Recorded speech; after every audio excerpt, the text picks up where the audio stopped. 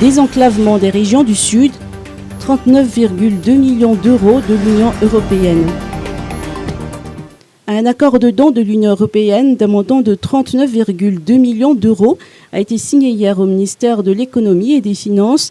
Cela s'inscrit dans le cadre du cofinancement du projet d'aménagement des corridors et de facilitation du commerce, PACFC. Ce don de l'Union européenne sera exécuté par le groupe de la Banque africaine de développement.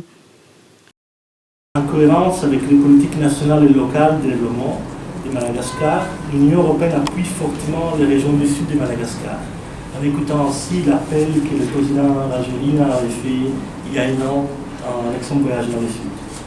Dans cet esprit, l'Union européenne a mobilisé avec ses partenaires plus de 300 millions d'euros pour cette région, avec des projets de désenclavement, en particulier pour la RN12, la RN13 et la RN9, des développements agricoles pour le programme AFAFI-Sud et d'accompagnement du secteur privé avec le programme PROCOM et PADER. L'appui au niveau des infrastructures contribue à véritablement créer et améliorer les conditions fondamentales de développement de Madagascar.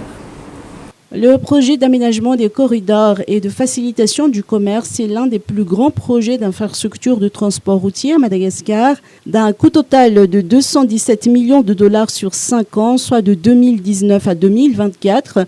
Ce projet vise à désenclaver les régions du Sud, ouvrant ainsi le vaste potentiel agricole du pays sur le marché commun de l'Afrique de l'Est et australe, ainsi que ceux de la Communauté de développement de l'Afrique australe et de la Commission de l'Océan Indien. Le grand argentier Richard Ndjimanjant a mis l'accent sur l'importance d'une telle connectivité et du défi de faire de Madagascar un véritable grenier à riz.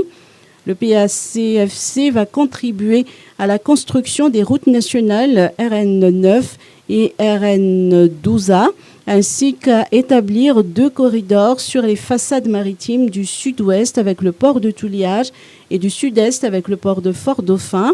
Le projet soutiendra également les institutions en charge de l'import-export pour la facilitation des échanges avec le continent africain.